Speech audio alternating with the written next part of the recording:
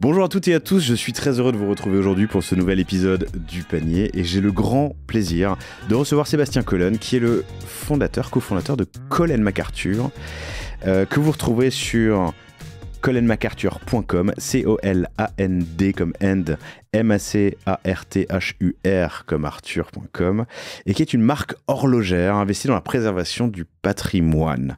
Mais ça peut être un peu abscon, et je laisserai Sébastien dans un instant vous en dire plus. Sébastien qui est auditeur du Panier, et c'est comme ça qu'on s'est rencontrés. Et il se trouve qu'on a décidé, que Sébastien a décidé de nous faire confiance. Voilà, petit disclaimer à Cosa Vostra, pour repenser son approche digitale. Vous écoutez cet épisode fin février, début mars.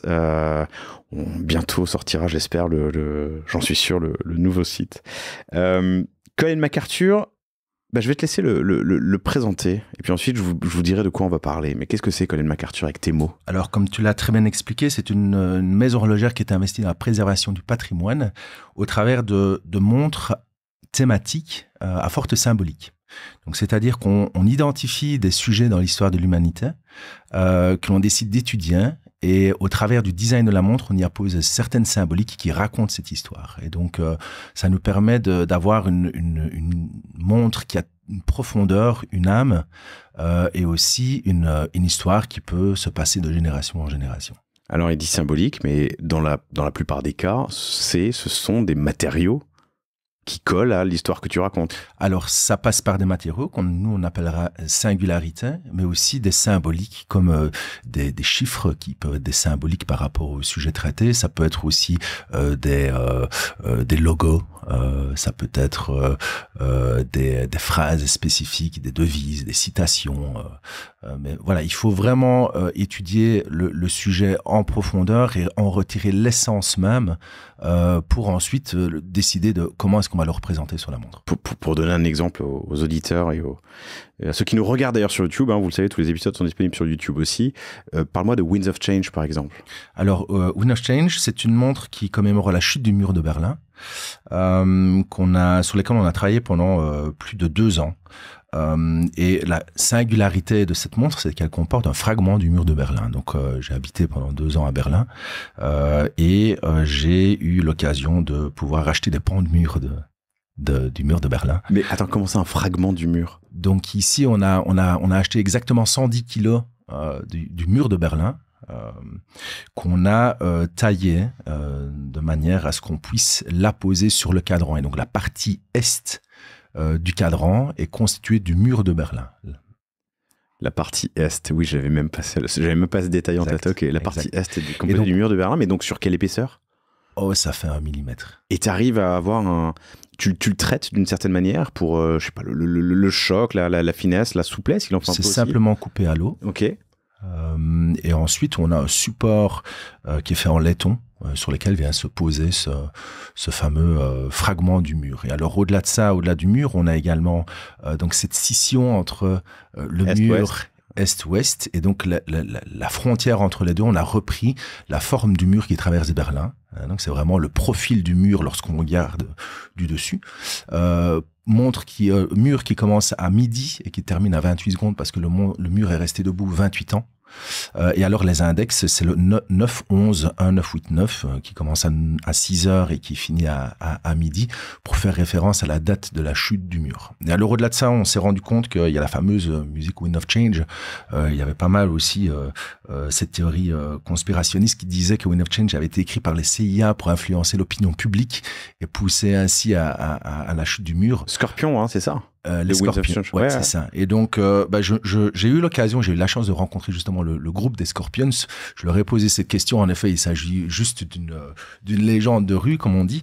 De toute façon, ils t'auraient pas dit le contraire. Ouais, exact. Mais par contre, apparemment, c'est Paul Meineklaus, qui a écrit cette chanson en 1989, qui est sortie en 1990, je pense.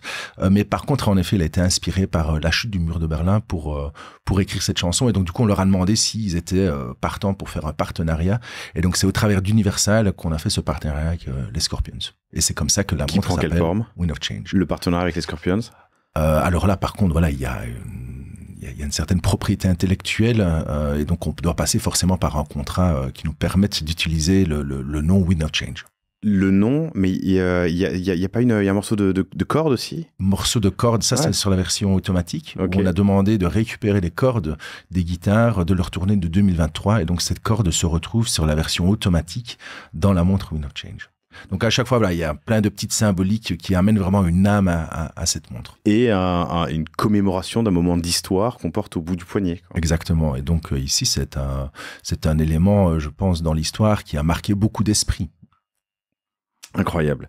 Il y a des quartz et des autos, il y a des manuels des autos. Alors, en effet, ici, on a voulu rendre ces collections accessibles, puisque la mission de Colin MacArthur, c'est vraiment de préserver ce patrimoine universel. Et donc, comment le préserver? C'est en rendant ces objets les plus abordables possibles. Et donc, on a décidé de proposer une montre, une version automatique et une version quartz à pile qui coûte forcément moins cher. Et donc, on varie entre 500 et 2500 € la montre. Et donc, il y en a vraiment pour tous les portefeuilles en quelque sorte.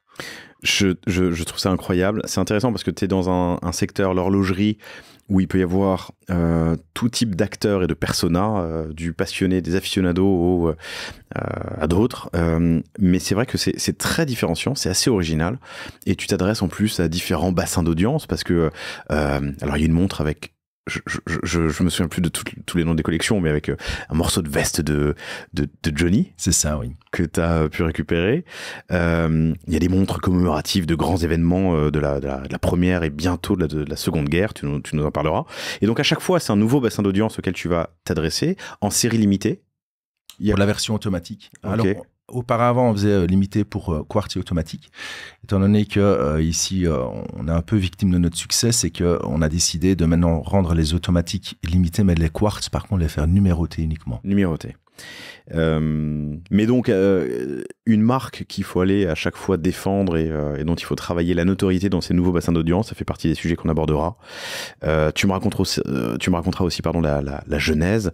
Tu me raconteras que tu as un jour offert une montre à Macron et que c'est un peu comme ça que tout est parti. Vous utilisiez, je parle au passé parce qu'on est en 2025 et vous avez décidé d'arrêter beaucoup la télévision dans l'activation.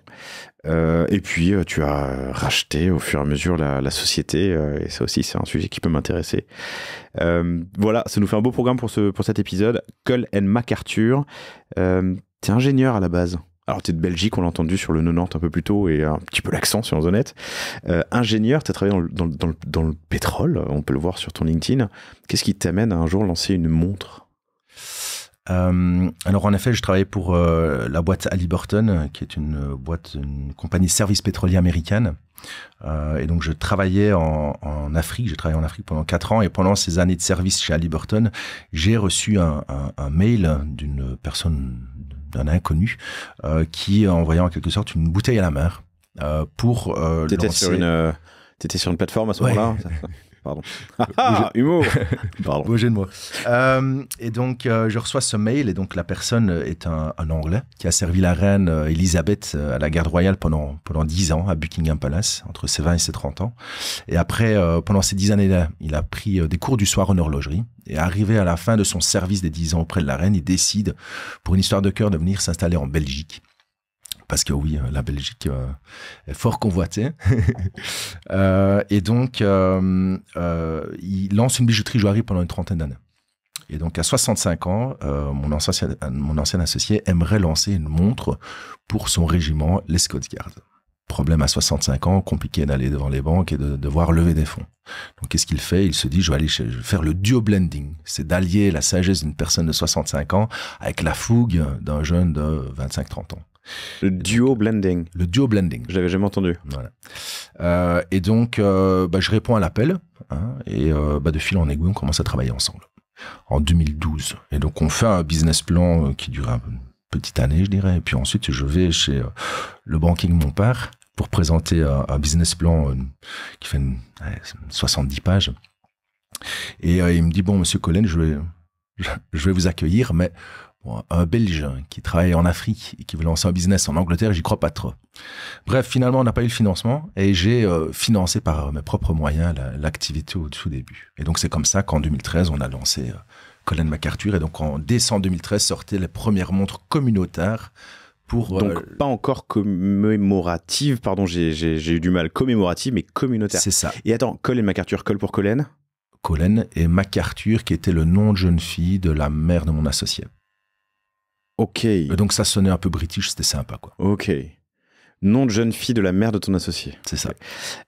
Colin MacArthur. Et donc sort en 2012-2013, c'est ça, une première montre communautaire et non commémorative pour son régiment, c'est ça? Les Scots Guards. Les Scots Guards. Donc la garde royale de Buckingham Palace, qu'on appelle aussi la Wholesale Division, comporte 7 régiments. Et donc les Scots Guards faisaient partie de ces 7 régiments. Et donc on a commencé sous une licence du ministère de la Défense britannique, on a commencé à faire ce premier régiment, et puis l'année d'après, on a fait les 6 autres régiments. Et donc en 2014, on avait 7 collections communautaires pour la garde royale. Pour les 7 régiments de la garde royale. C'est ça. C'est combien de personnes, la garde royale? Alors on visait également les vétérans, donc donner un chiffre, c'est pas évident, mais il y avait, on va dire, plusieurs dizaines de milliers de personnes qui étaient concernées. Et tu peux nous donner des chiffres de vente à ce moment-là? Le maximum qu'on a atteint avec la garde royale, c'était peut-être une 50aine de milliers d'euros. Donc c'était pas grand-chose à l'époque. Okay. Et donc moi, ça me convenait. Comment tu produis cette première montre? Le design était fait par mon associé à l'époque, puisque moi, je n'avais aucun background dans le monde horloger. Et donc, c'est lui qui a apporté vraiment cette connaissance dans l'horlogerie. Et au fur et à mesure, moi, sur le tas, j'ai appris. Et au final, c'est pas si compliqué que ça. Donc, voilà. Ok, très bien. Je t'ai coupé. On est en 2014. Ça fait un petit chiffre annuel. Oui, et donc moi, ça me convenait bien, puisque c'était plus un hobby, puisqu'à la base... Toi, tu restes encore, j'étais encore chez Halliburton à ce moment-là? Oui, j'étais au Cameroun à ce moment-là. Okay. Et donc, je travaillais sur un système de commuting. Donc, je travaillais 5 semaines, 7 jours sur 7, 12 heures par jour, et puis ensuite, j'avais 5 semaines de congé. Et donc, pendant ces 5 semaines de congé, moi, je travaillais sur Colin MacArthur. Donc ça me convenait très bien jusqu'au jour où j'ai été promu. On m'a demandé de déménager vers le Gabon, mais là c'était par contre pour y vivre, pour devenir directeur de département, pardon. Et donc là, les choses... Pour y vivre versus versus commuting, où je travaillais 5 semaines au Cameroun et puis j'allais 5 semaines un peu à gauche et à droite. Tandis qu'ici, c'était vraiment m'installer au Gabon dans un régime de 5 jours de travail par semaine. Et donc là, ça devenait plus compliqué pour Colin MacArthur, puisque j'avais plus forcément le temps de m'occuper de ces différents projets au sein de la maison horlogère. Et donc, on vient à ces questions... Attends, je fais une pause à ce moment-là. T'es ingénieur de formation, t'as fait un master à HEC, je dis pas de bêtises, t'es expat dans une boîte américaine de pétrole à l'étranger. Tu bosses beaucoup, comme tu viens de me dire, quand t'étais en commuting, mais j'imagine que tu bosses beaucoup. Et de l'autre côté, un petit side project qui fait 50 000 euros par an à deux. Le choix, il est vite fait, non? Le choix, il est compliqué lorsqu'on vient d'une famille où le papa est indépendant. Parce qu'on a ça je pense qu'on a ça dans le sang. Et donc, il y a clairement cette question existentielle au final de savoir qu'est-ce que je veux faire de ma vie? Est-ce que je travaille dans une corporate où je pense que j'aurais très bien évolué au sein de Colin MacArthur, au sein de Halliburton, pardon. Bon lapsus, c'est bien. Mieux dans un sens que dans l'autre, quoi. Mais voilà, est-ce que c'est vraiment le bonheur? Enfin, je veux dire, voilà, c'est une question de bonheur et de savoir qu'est-ce qui nous correspond. Et donc, pendant une année, il y a eu vraiment ce tiraillement entre les deux. Rester chez Halliburton, être reconnu pour son travail, ou lancer un side project où il y a potentiellement quelque chose au bout. Et donc, l'élément déclencheur, en fait, ça s'est passé le 31 décembre 2015, où je suis au ski avec mon frère et des potes. Et donc, sur les 12 coups de minuit, j'appelle mes parents pour leur souhaiter la bonne année. Et là, je fonds en larmes. Et donc, c'est le lendemain de genre de soirée où on se pose quand même des questions. On se dit, mais attends, qu'est-ce qui s'est passé? Un petit verre entre eux. Et au final, on fond en sanglots. Et c'est là où il y a une remise en question. On se dit, bon, allez, c'est pas fait pour moi, je suis pas droit dans mes bottes. Et donc, 2 jours plus tard, je remettais ma démission chez Halliburton. Et donc, le 19 février 2016, j'étais de retour en Belgique avec cette ferme intention de créer quelque chose au hors de cette marque Colin MacArthur. Écoute, incroyable et surtout beau geste de courage, je trouve.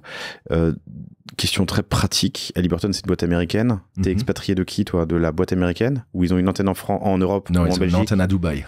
À Dubaï, t'es expatrié d'antenne à Dubaï. Et il y a des RC à Dubaï? Des ruptures conventionnelles, pardon? Il y a du chômage ou tu postes à Non, il n'y a rien qui suit. T'as tes économies? des économies. Et d'ailleurs, j'avais eu la conscience d'esprit quand même de mettre pas mal de côté quand j'étais chez Halliburton. Et donc, ça m'a sauvé parce que les deux années qui ont suivi, ça a vraiment été une sorte de traversée du désert où rien ne se passait comme je le voulais. Et donc, c'est en quelque sorte ces savings qui m'ont permis de tenir le coup. Ouais. Alors, petit teaser pour dans 3-4 minutes. On est le 19 février 2016. Tu as déposé ta DEM, tu arrives à Bruxelles, en Belgique, pardon, et tu te dis... T'es où en Belgique d'ailleurs ? À Liège. À Liège. Tu reviens à Liège et tu dis, ça y est, je fais 100% sur Colin MacArthur. En 2018, pour la célébration de l'armistice, Macron en reçoit une. Qu'est-ce qui se passe sur ces 2 ans ? Donc, l'idée, quand je reviens d'Afrique, c'était que je me donne... Parce qu'il y a une pression sociale, ça, il n'y a rien à faire. On fait des choix qui sont quand même très difficiles à comprendre, que ce soit les parents ou les amis. Donc, pas compris du tout. Hein. On me dit, mais pourquoi est-ce que tu as fait ça ? Tu avais un poste qui était sûr, qui rapportait bien, tu étais reconnu pour ce que tu faisais, et maintenant, tu quittes tout pour pas grand-chose au final. Donc, très compliqué à expliquer, en fait, ce qu'on ressent. Hein, mais c'est là, c'est dans les tripes, ça ne s'explique pas.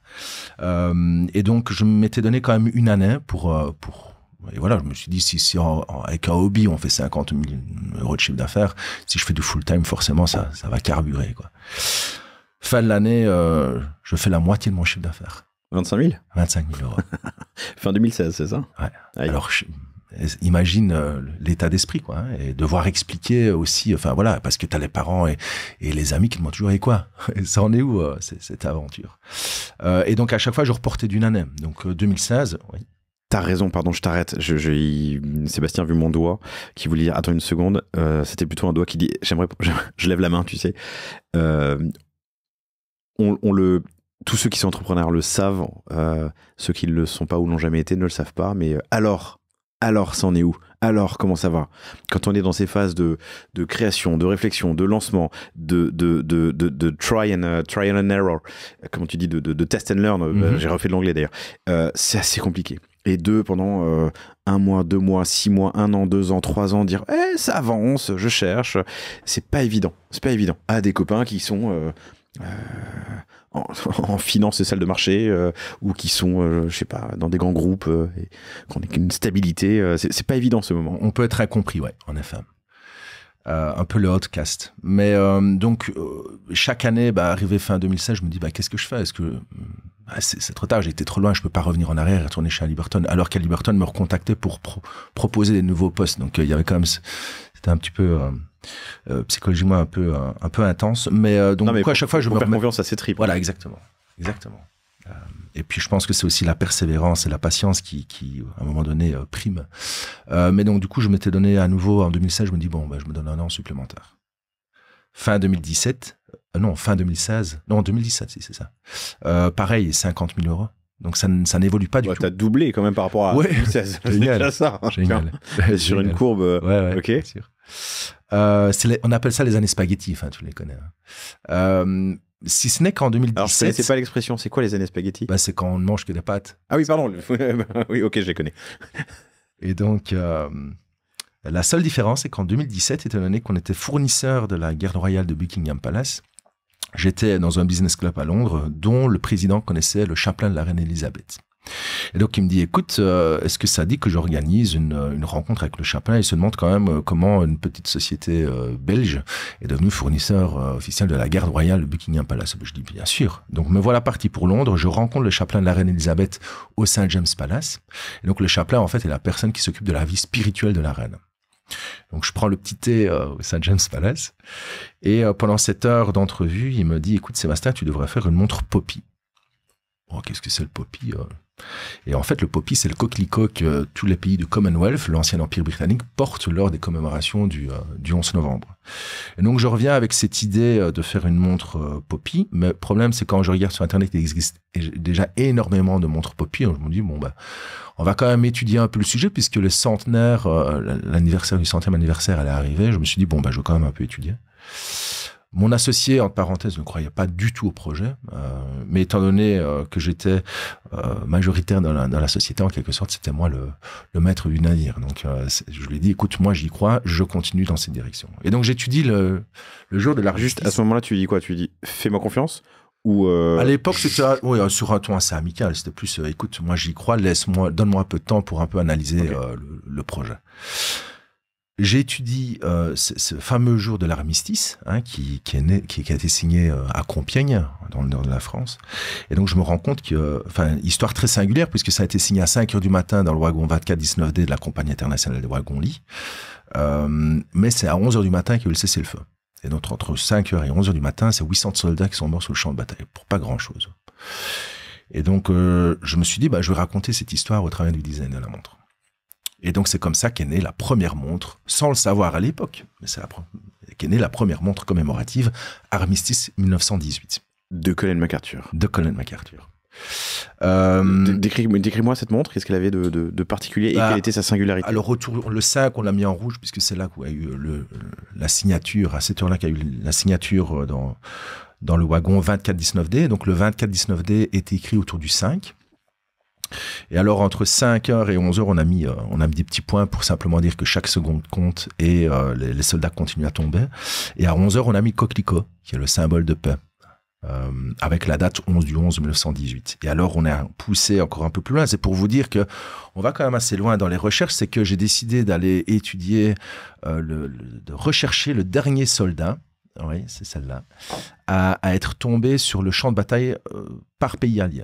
Donc, par exemple, si on prend la France, c'est Augustin Trébuchon qui est mort à 10h45. Et donc, on a mis un AG à 10h45. En Belgique, c'est Marcel Terve qui est mort à 10h55, soit 5 minutes avant la fin de la guerre. Donc, à chaque fois, il y a les initiales du soldat à l'heure où il est tombé pour, en quelque sorte, honorer la mémoire de tous ces soldats tombés pendant la Première Guerre mondiale. Et donc, c'est comme ça qu'il y a toute une symbolique et une profondeur qui est donnée à ce garde-temps.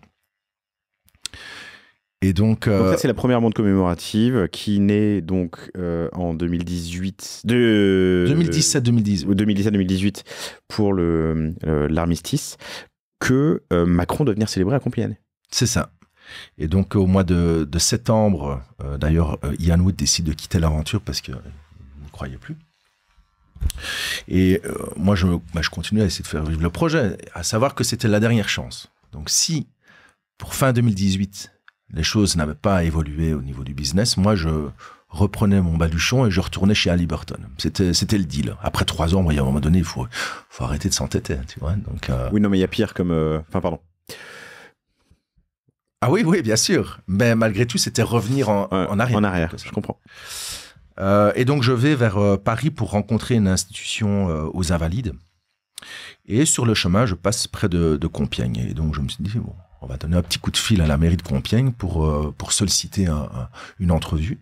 Entrevue qu'ils ont acceptée. Donc, ils m'ont dit, écoutez, monsieur Colin, vous avez 15 minutes pour venir présenter votre... Mais c'est quoi qu'est-ce que tu leur dis au téléphone? Je leur dis, voilà, je fais une montre commémorative. J'aimerais bien avoir 15 minutes de votre temps pour présenter l'initiative. Ça s'arrête là. Ok. Ils ont accepté, et donc je rencontre une personne du département de communication et je présente le projet. Écoutez, très beau projet. Je vais appeler mon responsable, et donc le directeur du département de communication vient à son tour, voit le projet, le trouve sympa, il me dit mais qu'est-ce que vous voulez?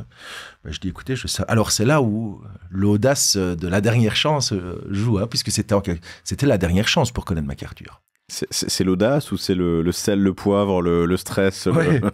Mais lorsqu'on est aussi dans les derniers retranchements, on a tendance à faire des choses qu'on ne pourrait peut-être pas s'autoriser en temps normal. Tout à fait. Et donc, je lui dis, écoutez, je sais qu'Emmanuel Macron vient pour les commémorations pour les 100 ans de la fin de la Première Guerre mondiale. J'aimerais bien que cette montre lui soit remise. Aussi simple que ça. Alors, soit on me rit au nez, on me dit, écoute, merci, mais rentre chez toi. Ou alors on me dit, écoute... sympa, quoi. Et donc, apparemment, ça avait l'air assez sympa. Donc, ils ont accepté. Ils m'ont dit, on va présenter le projet à l'équipe protocolaire de l'Élysée, qui ont accepté, à une seule condition, c'est que la montre passe en déminage. Oui, bien sûr. Réel. Hein. Ok. Et donc finalement, la montre est remise. C'était le 9 novembre, parce que le 11, c'était à Paris, mais c'était le 9 novembre 2018, où la montre est remise à Emmanuel Macron et Angela Merkel. Une chacune, ok. Excellent. Que tu leur remets pas toi? Non, c'était le maire Marini. Ouais, il leur a remis un cadeau protocolaire. Ouais. Ok. Il y a des retombées presse? Alors, ça c'est un peu c'est assez marrant parce que je m'attendais justement à ce que la remise soit prise en photo ou filmée. Mais il n'en est rien. En fait, j'étais là dans la tribune, hein, j'avais été invité. Et fin de la cérémonie, mais je dis, elle est où la montre? Elle me dit, on l'a remise. On n'a pas vu, je fais. Non, on l'a remise à l'abri des regards lorsqu'ils étaient dans le wagon. Je dis, vous avez au moins une photo? Non, on ne nous a pas autorisé à prendre une photo. Et donc, me voilà à Compiègne. La montre a été remise, mais je n'ai rien à exploiter pour la presse. Malgré tout, je rentre... Ce qui est compréhensible, en vrai. Oui, ils veulent pas faire du président un objet publicitaire. Bien sûr. Ça aurait amené des polémiques. Malgré tout, je rentre en Belgique. Je décide de faire un communiqué de presse qui explique quand même qu'on a remis une montre à Emmanuel Macron. Et ce communiqué est relayé par le Nord Picard, je pense, qui ensuite est relayé par Sudinfo, qui est une presse locale en Belgique. Et coup de chance. Hein. Et donc, cet article apparaît sur les écrans de l'antenne de France 2 à Bruxelles. Et donc, France 2, l'antenne de France 2 à Bruxelles m'appelle, me dit, écoutez, on a vu votre article apparaître sur nos écrans. Est-ce qu'on peut envisager de faire un reportage? Bien sûr. Et donc, on filme... dans les ateliers, le montage de la montre, etc. Et lorsque c'était Zoé, je me souviens encore de la personne qui nous a filmé, et je demande, vous savez quand ça va passer? Elle me dit, oui, ça passera sur Télématin à 6h50 du matin. Mais et là, je me dis, c'est bon, ça va passer encore une fois à la trappe, personne ne va regarder à cette heure-là, quoi. Et donc, pour moi, c'était terminé. Donc, dans ma tête, c'était la fin. T'avais une prod, t'étais prêt à vendre, t'avais du stock. Comment tu t'étais préparé? Pas si simple que ça, non. Okay. Ah non, parce qu'il n'y avait rien qui se préparait. Enfin, je ne voyais rien arriver, donc je n'ai rien préparé en amont. C'est un prototype que j'avais quand même des productions. J'avais des productions, mais qui n'étaient pas assemblées. Donc, je devais avoir un horloger pour les assembler. Et donc, le moral n'était plus là. Enfin, j'étais sur les genoux, c'était terminé. Et donc, le 13 novembre... Pour te dire, je me souviens encore de la date. 13 novembre, je ne me lève pas pour regarder Télématin. Je me suis dit que ça allait être un coup dans l'eau. Mais j'avais à l'époque une notification à chaque fois que je faisais une vente. Et 6h50, je commençais à entendre mon téléphone. Bzz, bzz, bzz, tu vois, toutes les notifications que je recevais. Et donc, en l'espace d'une journée, on a fait ce qu'on faisait normalement en l'espace de un an et demi. Donc, on a vendu pour, je pense que c'était 150, 200 montres. Et alors là venait vraiment la question plus supply chain, hein, de savoir, tiens, comment est-ce qu'on va assembler tout ça, quoi. Bon, là, je te passe les détails, mais ça a été un peu la prochaine galère. Pour finir, on s'en est bien sorti, mais ce n'était pas du tout attendu, en effet. Alors, faisons accrocher par la prod. D'où vient la montre? Et surtout, la question que je me pose, c'est que chaque collection est différente. Et poser un morceau de mur de Berlin ou poser ce cadran qu'on voit, vous pouvez googler ou aller sur le site de Colin MacArthur, pardon, mais pour la montre de l'armistice, chaque montre est différente, mais j'imagine qu'il y a une base commune, un peu comme dans l'automobile où tu as des châssis qui peuvent accueillir plusieurs carrosseries. Comment ça marche? Alors, en effet, on s'est rendu compte par après que la standardisation était super importante pour éviter d'avoir des stocks trop importants qui restaient sur les étagères. Donc ici, on a tendance à standardiser le plus possible. Mais on a quand même, alors en fonction du mouvement que tu utilises, en fonction que c'est une version homme, une version femme, donc tu dois quand même travailler sur des supports qui sont différents, des architectures de montres qui sont différentes. Donc ça dépend aussi de ce que tu veux y faire passer. Est-ce que tu veux une montre qui est un peu plus sportive, plus dure, ou est-ce que tu veux quelque chose qui est beaucoup plus fin? Donc tout ça joue aussi sur l'architecture de ta montre. En attendant, tout ce qui est mouvement, bien sûr, on ne le produit pas en interne, on travaille avec des mouvements suisses. Donc c'est Ronda et Sellita, qui sont de marques... Pour l'auto et le quartz? Oui, Sellita pour l'automatique et Ronda pour le quartz. Ok. Et alors, on a commencé l'année passée à travailler également avec Miyota, parce qu'on s'est rendu compte qu'il y avait une demande de personnes qui aimeraient bien avoir une automatique, mais qui n'avaient pas les moyens forcément de partir pour un Sellita. Et donc, design fait complètement en interne. La plupart du temps, c'est moi qui dessine la montre. Avec bien sûr un designer qui travaille sur Photoshop pour représenter les choses comme moi je les imagine. Et donc c'est un échange qui peut durer entre quelques semaines à plusieurs, voire des années. Des fois il y a des modèles qui sont toujours d'ailleurs en ce moment en R&D parce que je n'arrive pas à obtenir tu vois, le rendu que tu souhaites. Exactement. Et les assemblages, on a notre horloger en interne qui assemble toutes les montres au fur et à mesure qu'on les vend. À Liège. À Liège. Ok, dans vos locaux, très bien. Cette montre de l'armistice de 2018, de 1918, l'armistice de 1918 que vous célébrez en 2018, c'est un test pour toi que ton ex-associé, auquel ton ex-associé ne croyait pas. Vous faisiez des montres communautaires et ça c'est une montre commémorative, la première. Ouais.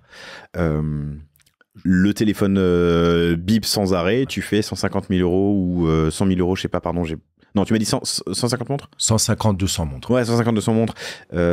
Suite au reportage sur Télématin, ça valide un peu le concept.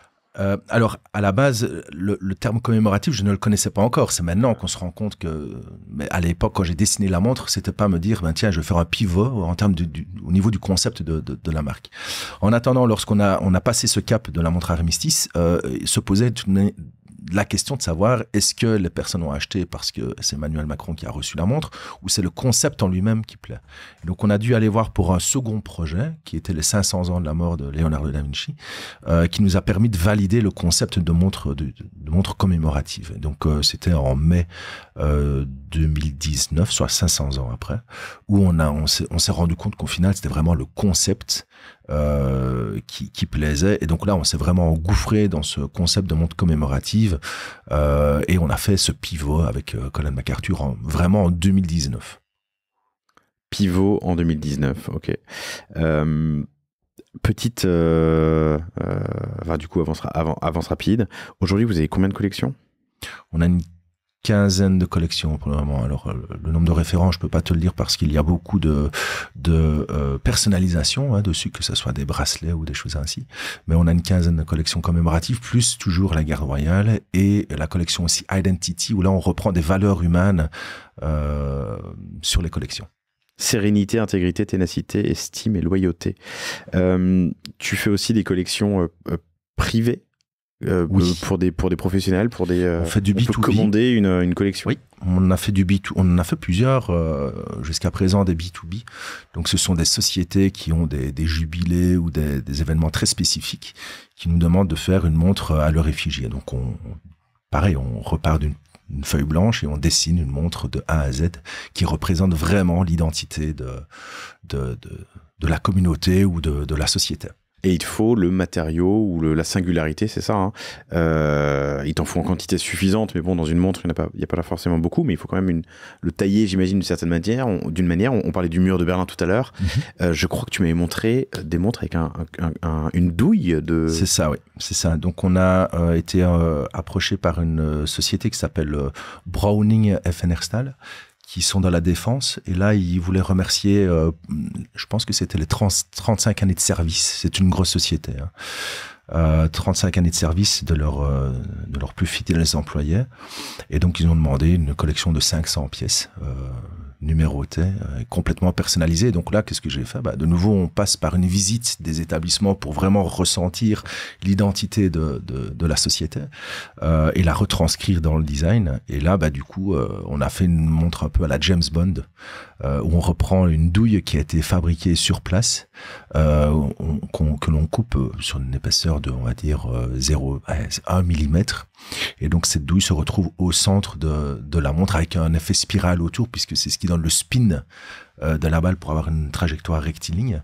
Et donc, on a soumis... Et là, c'était par contre un projet, on va dire, très rapide, très proactif, puisqu'en 6 mois, depuis le moment où on a visité jusqu'à le moment où on a livré les montres, il s'est passé 6 mois. Donc, extrêmement rapide. D'habitude, on prend minimum 1 an. Mais ça dépend aussi de l'inspiration. Il y a des collections ou des thèmes qui sont beaucoup plus faciles pour moi à imaginer en termes de retranscrire en design. Il y en a d'autres, par contre, c'est vraiment galère. Et donc là, ça a été assez rapide. T'as des galères pour trouver les matériaux ? Je pense à la collection, je veux pas, voilà, RAID 3721 et... Ouais, 3,721, c'est la gravité qu'on a sur Mars. Ouais, c'est ça. Et on a fait la montre lunaire 1,622 qui est aussi mètres par seconde carré, qui est la gravité sur la Lune.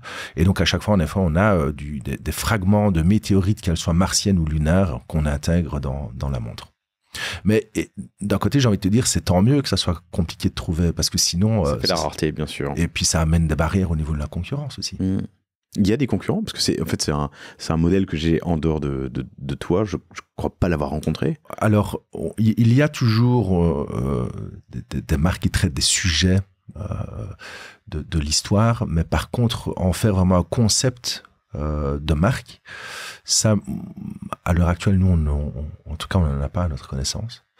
Et qui plus est, comme je dis, il y a vraiment, et c'est super important ça de le comprendre, c'est qu'il y a vraiment cette profondeur dans ce que l'on fait, c'est qu'on le fait avec le plus d'authenticité et le plus d'objectivité possible pour raconter cette histoire. Et donc c'est super important Colin MacArthur a fait couler beaucoup de larmes, que ce soit des larmes chaudes de bonheur ou des fois des larmes de nostalgie. Mais par contre, on se rend compte qu'il y a énormément d'émotions qui sont enfermées en fait dans ces montres. Je pense que tu en as fait l'expérience également avec... Si tu me permets de le raconter. Oui, bien sûr, bien sûr. Bon, alors, il n'est pas sponsorisé, mais la première fois qu'on s'est parlé avec Sébastien, je lui ai raconté que ma mère, qui écoutera, je pense, du coup, cet épisode, et que je te salue, maman. Ma mère est berlinoise, elle est franco-allemande, elle a grandi à Berlin, elle est en 1951. Elle est partie de Berlin en 1970 environ, dans ces eaux-là. Et donc, elle a vécu en 61, 62, c'est ça? Je sais plus, j'ai un doute maintenant, mais la construction du mur et son adolescence est bercée par ce mur qui a cassé, je dis cassé, je le choisis, Berlin en deux. Heureusement, elle était à Berlin-Ouest. Et je t'avais raconté ça lors de notre premier entretien, quand tu me parlais de Winds of Change. Et c'est vrai que tu m'as offert cette montre, Winds of Change, que j'ai offert à ma mère à Noël. Et qui était incroyablement touchée. Et je t'ai lu le message qu'elle m'a envoyé là, encore la semaine dernière. On enregistre début janvier là. Mais ça fait remonter énormément de souvenirs. Et puis elle a un moment d'éternité au bout du poignet. Alors on travaille sur la plateforme de marque, donc je vais pas trop m'avancer dans les catchphrases et les slogans. Mais oui, incroyablement touché. Et tu as un moment d'histoire, de ton histoire, puisque c'est ce que tu fais avec ces montres commémoratives. Au bout du poignet, c'est assez intéressant. Tu touches l'histoire. Je peux en dire trop. Quelle a été la singularité la plus dure à trouver? La Lune, Mars, comment est-ce qu'on fait pour avoir un... Et du coup, ça m'amènera, et je te laisserai développer ensuite, c'est une question d'éthique. Comment est-ce que je sais que c'est bien la Lune ou... Alors, comment est-ce qu'on a trouvé? En fait, je pense que c'est beaucoup de curiosité. La manière dont j'ai trouvé qu'on pouvait acheter des fragments de météorites lunaires, c'est en visitant l'Eurospace Center dans le cadre de la première montre lunaire 1969 qu'on a lancée en 2019, où j'y allais simplement pour voir s'il y avait un partenariat qu'on pouvait mettre en place. J'ai rencontré une personne qui m'a dit, écoute, ça pourrait être sympa de mettre un fragment dans ta montre, tu devrais aller rencontrer une personne qui collectionne des fragments. Je dis, là, c'est là que tu découvres, en fait, c'est en rencontrant des personnes et en échangeant que tu te rends compte qu'il y a des choses qui sont possibles que tu n'aurais jamais imaginé avant. Et donc, il m'a donné les contacts de cette personne, de ce collectionneur de fragments. J'ai été chez lui, qui m'a présenté tous ces fragments de météorites, mais je dis, mais vous les achetez où? Et donc, il me dit, écoute, j'ai acheté ça chez MSG Météorite, qui est licencié par l'IMCA aux États-Unis. Et donc, qu'est-ce que je fais? Je contacte MSG Météorite pour demander s'il y a moyen d'acheter des fragments de météorites. Donc voilà, c'est simple. Au final, j'ai envie de te dire, c'est pas si compliqué que ça. Non, mais là vient ensuite, je t'ai interrompu, excuse-moi, c'est mal poli, mais je me permets, je suis chez moi, m'en fous. Je vous l'ai dit, Sébastien est ingénieur. On a parlé pendant 20 minutes au moins de son métier d'avant, qui était de creuser des trous dans la terre à 3000 mètres de profondeur en pleine mer pour aller chercher du pétrole. Ton côté ingénieur, j'imagine, intervient à ce moment-là. Que ce soit un morceau de mur, une douille de balle, de la poudre de météorite ou un morceau de la veste de Johnny Hallyday, à chaque fois, tu as des complications, mais cette fois, pas au sens horloger, au sens vraiment ingénierie, des complications. Matériaux, propriété des matériaux. Mais solidité, élasticité, j'en sais rien. Je pense que c'est quelque chose auquel je tiens énormément. Le boulot que je faisais en tant qu'ingénieur me manque énormément.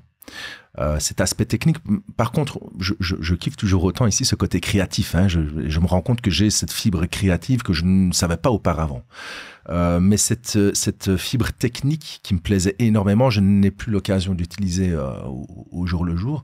Mais par contre, voilà, pour travailler des matériaux comme ceci et imaginer comment est-ce qu'on peut intégrer un fragment du mur de Berlin ou du granit pour Napoléon ou un fragment de météorite lunaire, ça me plaît parce que voilà, il y a un challenge bagage intellectuel derrière, trouver aussi qui est capable de le faire et comment le faire. En général, lorsque je travaille avec des fournisseurs, des fois on me demande, on me prend pour un fou, on me dit mais pourquoi est-ce que tu veux ça? C'est pas, par exemple la montre Leonardo, montre qui tourne complètement à l'envers. Le jour où on a lancé, pour faire référence à l'écriture inversée de Leonardo da Vinci, j'avais contacté à l'époque des fournisseurs de mouvements et j'avais dit est-ce que vous auriez un mouvement quartz qui tourne complètement à l'envers?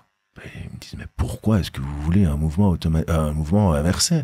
Et donc voilà, et c'est chouette, ce sont des petits challenges comme ça que je me lance et au final on se rend compte que si on creuse un petit peu, au final on finit toujours par trouver. Le challenge par contre que j'ai pour le moment, qui a été difficile notamment, c'était la montre Normandie 1944, puisque je voulais intégrer du sable des plages de débarquement, mais le problème c'est que les plages sont protégées par l'UNESCO. On ne peut pas aller sur une plage de Normandie et mettre du sable dans une bouteille? Interdit. Okay. Strictement interdit, même un coquillage. Tu ne peux rien reprendre d'une plage, logiquement.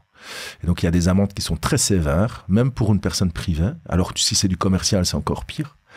Mais normalement, c'est interdit. Et donc, on a fait également pour la montre Dunkerque, puisqu'on a récupéré du sable de la plage de Malo-les-Bains.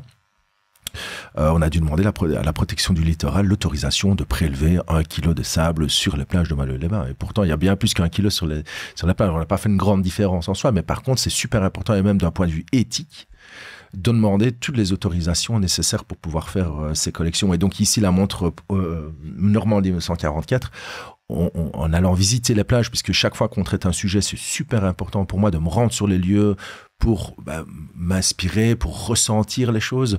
De nouveau, la montre Normandie, je me suis retrouvé j'ai visité, on a pris un guide pour visiter la plage et tous les lieux un peu emblématiques du débarquement.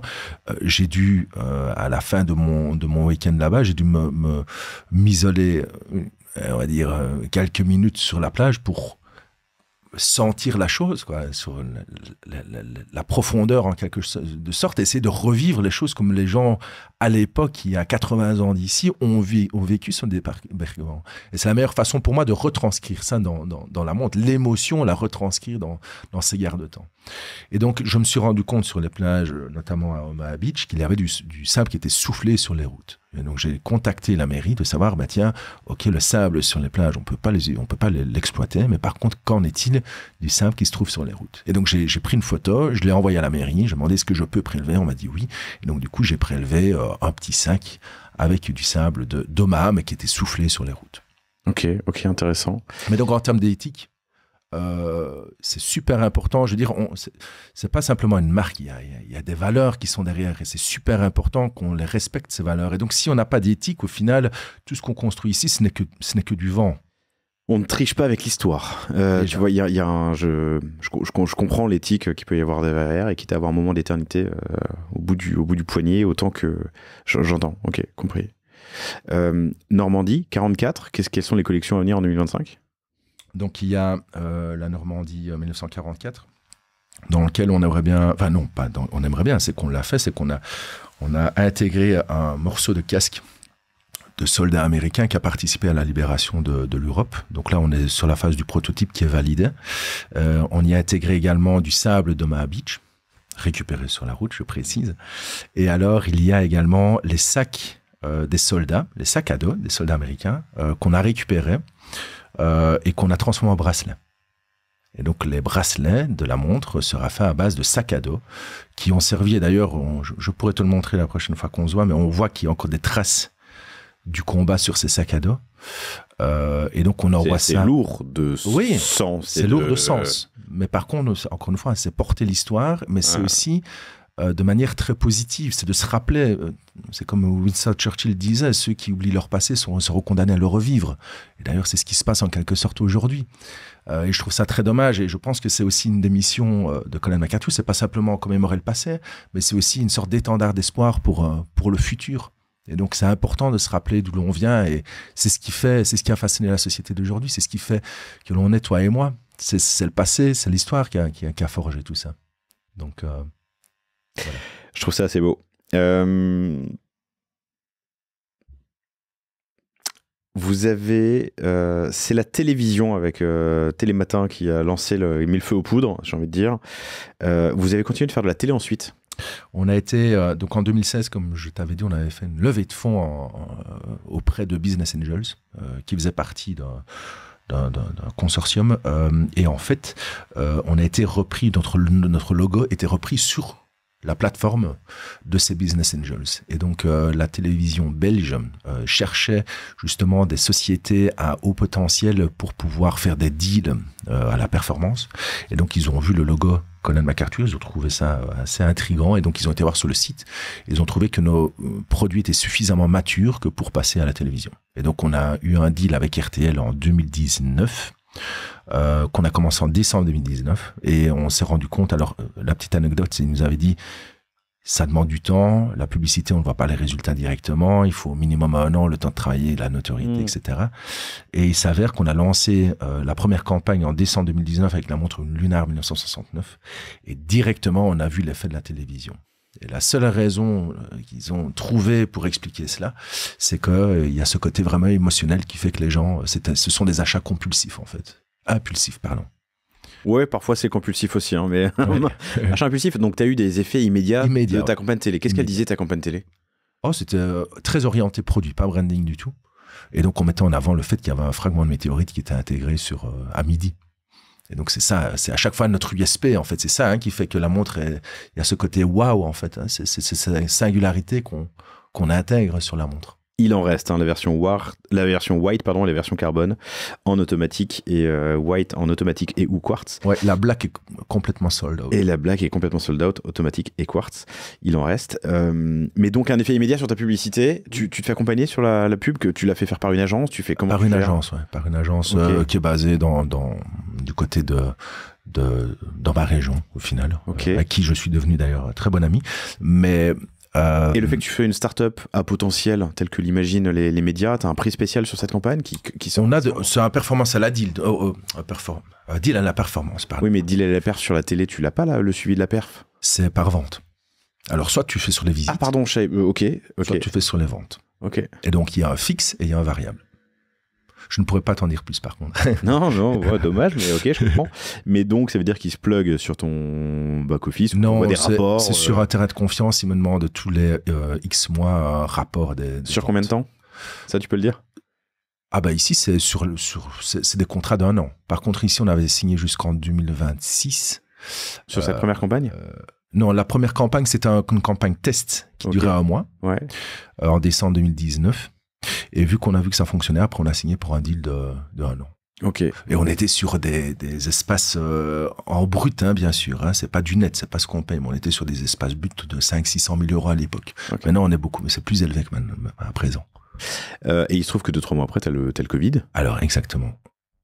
Et là, quel impact? Le Covid, l'impact, c'est que tous les magasins ferment. Et donc, plus grand monde ne fait de la pub à la télévision.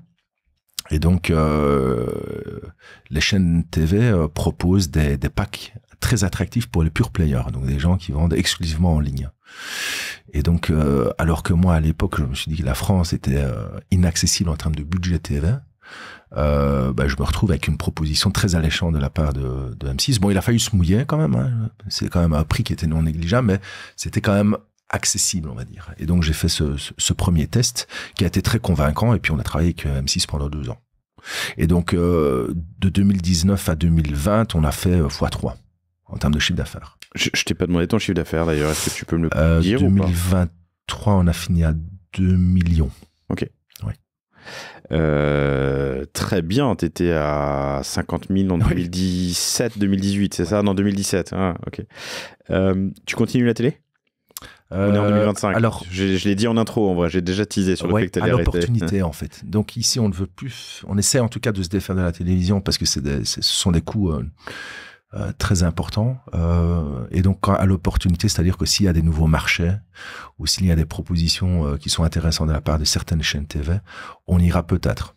Mais on ne veut pas que ça devienne la base de notre marketing. En fait. Et du coup, la base de notre marketing, ce sera quoi en 2025? Réseaux sociaux et partenariat d'influence. Ok. Tu as un enjeu fort, un challenge de... Est-ce que tu communiques sur Colin MacArthur ou sur ta collection? Ah, ça, c'est toujours... Quand tu parles aux anciens combattants, aux vétérans ou aux fils de vétérans, aux enfants, excuse-moi, fils et filles, aux enfants de vétérans de la Grande Guerre, de la Seconde Guerre, pardon, tu communiques sur une montre événementielle d'un côté. Colin MacArthur, je pense que c'est le produit qui prend le dessus sur la marque. Et c'est là aussi toute la complexité entre le branding ou le produit.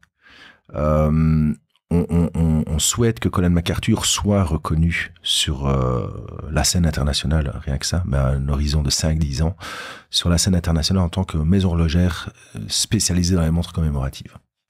Par contre, aujourd'hui, on n'a pas cette notoriété. Donc la seule façon, nous, d'aller faire cette acquisition, c'est de travailler sur l'émotion. Et comment travailler sur l'émotion? C'est en mettant en avant les sujets et ce que ces montres racontent au final. Je pense qu'au final, la stratégie, elle va évoluer au fil des années, mais pour le moment, on est toujours très orienté produit, alors que on aimerait bien tout doucement avoir une transition vers quelque chose qui est plus orienté branding. Est-ce que ça... Oui, non, je comprends. J'étais en train de réfléchir au fait que tu as des montres qui sont des événements historiques, l'armistice ou la chute du mur. Tu as des montres qui sont plus transverses, Lunar ou Red 3,721. Tu parles à plus de monde. Et potentiellement, du coup, tu peux avoir du rebuy. Je peux avoir une collection, je peux avoir quelques montres de Colin MacArthur. Bien sûr, il y a nos chevaux de bataille, en effet, qui attirent. Après, les personnes vont un petit peu picorer là où ils en ont envie, mais c'est vrai qu'on utilise des collections très spécifiques pour pouvoir attirer la personne sur le site, et ensuite c'est leur dire, tiens, by the way, on n'a pas que ça, il y en a plein d'autres, des collections. Ta distribution aujourd'hui, donc tu me dis à peu près 2 millions d'euros en 2023, c'est ça? Elle se fait comment? Alors tout se fait par e-commerce et alors on livre partout dans le monde, que ce soit avec des transporteurs locaux ou DHL lorsqu'il s'agit de sortir de l'Europe. Par contre, de nouveau, il y a ce souhait de scaler à terme et donc d'envisager d'aller dans le retailing. 2020. Alors ici, on prévoit de visiter certaines foires, certains salons, pour un peu voir comment ça se passe. Et 2026, potentiellement être présent physiquement avec un stand. Des salons grand public ou des salons justement B2B? Je pense au Watches and Wonders, par exemple, de Genève, qui est un salon B2B de détaillants et de retailers. Nous, ce serait du B2B. Ok. Donc, c'est trouver des wholesalers, des distributeurs qui représenteraient Colin MacArthur. À l'international, en réseau de distribution, en wholesale. Ok. Et ça, c'est pour 2026? Alors, 2026, on va tout doucement se lancer. Je pense que ça va prendre quand même pas mal de temps de mettre ce genre de choses en place. Mais on est convaincu que c'est la meilleure façon de scaler à terme, et c'est aussi une des raisons pour laquelle, comme je te disais, que les quartz, on est sur du non limité numéroté, et que les automatiques, ce serait du limité. Parce que si on veut scaler, limiter une collection, alors qu'il y a du know-how, il y a de la R&D dedans, si on les limite, ça devient beaucoup plus compliqué d'avoir une marge suffisante pour pouvoir être profitable. Je regarde la Léonard de Vinci que tu as au poignet qui tourne à l'envers. Effectivement, vous la verrez sur le site internet. C'est marrant de voir l'aiguille des secondes, la trotteuse qui part en arrière. Scaler avec des singularités qui sont parfois en accès limité. Tu l'as dit, le mur de Berlin, t'en as acheté 110 kilos. J'imagine qu'on peut en acheter plus. Mais ce que je veux dire, c'est que de la poudre de Mars ou des météorites qui viennent de la Lune, déjà, ça doit avoir un coût fort. Donc, est-ce que tu as une grosse variation d'une collection à l'autre? Et surtout, tu es quand même peut-être potentiellement parfois un peu limité. Alors en général, et la question qui ressort le plus souvent, c'est la veste de Johnny, puisqu'on a reçu une seule veste de Laetitia Hallyday. Maintenant, faites le calcul, ce sont des morceaux qui font 2 mm sur 8 mm, qui sont encapsulés sur une chambre à 9 heures, sur le côté, dans le boîtier. Pourquoi 9 heures? Oh, simplement, c'était non, pas de symbolique de ce côté-là. Et donc, on pourrait faire potentiellement plus de 20 000 montres avec cette veste. Pour le moment, on n'a utilisé qu'une seule manche. Oui, ouais, donc on a encore de la marge. Donc, en général, ce sont quand même des quantités qui sont relativement petites, qui nous permettent quand même d'avoir des volumes importants, sans compromettre la disponibilité justement de ces matériaux. Ok. Donc la scalabilité est possible, est envisageable. Ok. Ce qui sera une question pour le jour en 2026-2027 où tu te lances en wholesale. Ok, t'as déjà parlé à des... Vas-y, pardon. Peut-être qu'il faudra aussi repenser certaines choses du business model justement pour le rendre encore plus scalable. En attendant, ici, on va voir jusqu'où on peut aller et puis ensuite peut-être repenser certaines choses au niveau des collections pour permettre justement cette disponibilité des matériaux. Donc, je pense qu'il faut y aller petit à petit et pas non plus vouloir aller trop vite et se dire oui, mais le jour où on vendra autant, oui, mais ce jour-là, ce sera... c'est un problème de riche, comme on dit. Ouais, tout à fait. On se le posera au bon moment.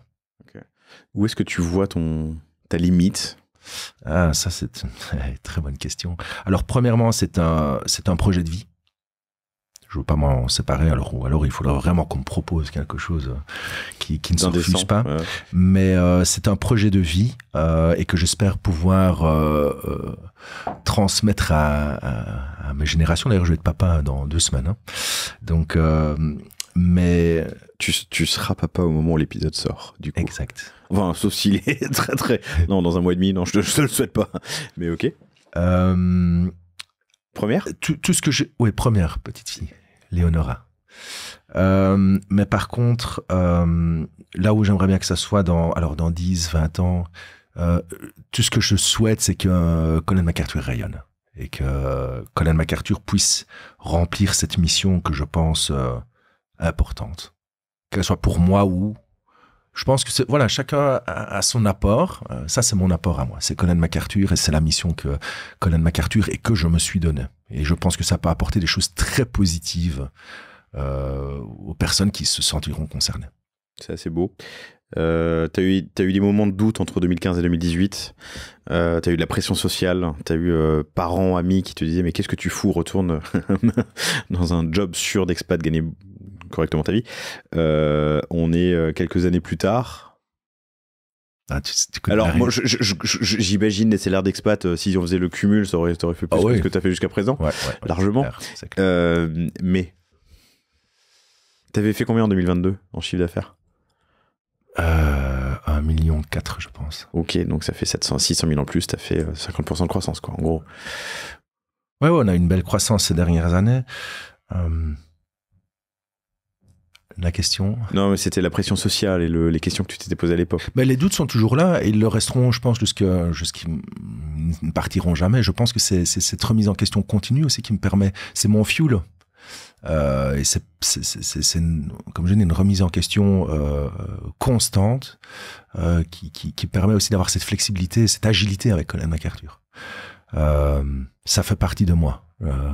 Et je douterai toujours de moi, je douterai toujours du potentiel, bien que en général, lorsqu'on parle du potentiel de Colin MacArthur, les réponses sont unanimes. L'équipe chez Colin MacArthur, il croit dur comme fer au potentiel et à l'avenir de Colin MacArthur. Chez Cosa Nostra, je pense que aussi. Mais voilà, cette remise en question, elle sera toujours là. Donc, elle est toujours là aujourd'hui. Elle sera là demain. Bon. Écoute, c'était passionnant. Je trouve ça vraiment intéressant parce qu'on sort un peu du cadre traditionnel qu'on a dans l'horlogerie. L'horlogerie, tu sais, on aime bien ça chez Cosa Nostra. C'est d'ailleurs pour ça qu'on s'est parlé et qu'on a creusé ces sujets. Je suis impatient de te recevoir pour un catch-up dans 18 mois où moi on aussi. fera plein de choses, notamment le digital, mais surtout peut-être ton lancement en retail, en wholesale. Est-ce qu'il y a un projet, dernière question avant l'intérêt, est-ce qu'il y a un projet qui s'est pas fait, que tu n'as pas réussi à concrétiser? Il y a notamment, comme tu le sais, aujourd'hui on avait un rendez-vous avec Notre-Dame. Ah, je savais pas si on pouvait le dire, donc je voulais pas le dire. En tout cas, il y a rien, je veux dire. Il y a rien pour l'instant, mais par contre, ça fait facilement 1 an et demi que j'essaye de rencontrer les bonnes personnes. Et aujourd'hui, ça s'avère que c'était les bonnes personnes. J'ai eu d'autres rendez-vous par le passé sur Paris pour discuter, mais il s'avérait que ce n'étaient pas les bonnes personnes à qui je m'adressais. Aujourd'hui matin, c'était les bonnes personnes. Voilà, la petite graine a été semée. On verra si... Mais c'est protégé, non, Notre-Dame? Qu'est-ce que tu peux récupérer? Qu'est-ce qu'on peut imaginer? Tu peux en parler ou pas? Ou on en parle dans un an et demi dans le catch-up? On en parlera peut-être un peu plus tard. Ça marche. Mais voilà, donc ça, c'est un projet qui me tenait à cœur depuis un bon moment et qui n'a pas réussi, qui ne s'est pas encore réalisé. T'as tenté alors, quelque chose pour les... Il y a d'autres grands projets que j'essaie vraiment de concrétiser, mais qui sont, ça prend du temps. C'est des gros projets qui prennent beaucoup de temps, qui demandent d'installer une certaine confiance pour pouvoir avancer. Donc voilà, j'espère aussi pouvoir te partager ces projets dans un avenir plus ou moins proche. Formidable. Sébastien, merci infiniment. Vous retrouverez Sébastien Collen, C-O-L-E-N, sur LinkedIn si vous voulez poursuivre la conversation. Et évidemment, allez faire un tour sur Collen MacArthur, C-O-L-A-N-D-M-A-C-A-R-T-H-U-R, pour voir toutes ces jolies toquantes dont on parle depuis maintenant plus d'1 heure. Merci infiniment. Pardon, tu rentres ce soir ? Je rentre ce soir, oui. Bon, merci infiniment. Merci à toi, Laurent. Merci à vous toutes et tous pour votre fidélité. Je vous dis à très bientôt. Salut.